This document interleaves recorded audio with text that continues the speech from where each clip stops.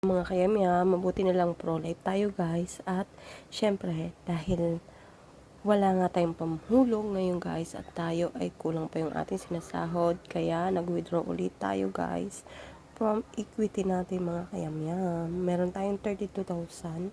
So, nag-withdraw tayo guys kasi panghulog lang din naman natin sa ating insurance. So, ayan guys, paikot-ikot na lang ang ating pera kay ProLife. Done na natin, submit na natin ay agree. Then, submit guys. Wait lang.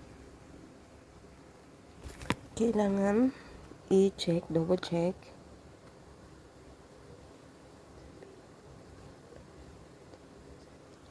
And then yan, submit na natin dahil na double check na natin siya guys.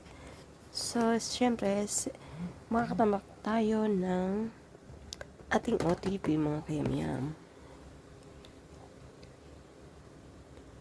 So, ito na.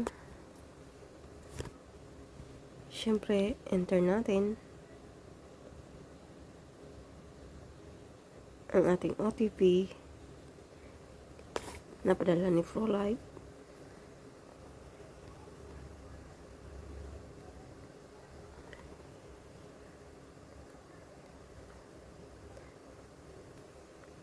Then, charan, it's okay na.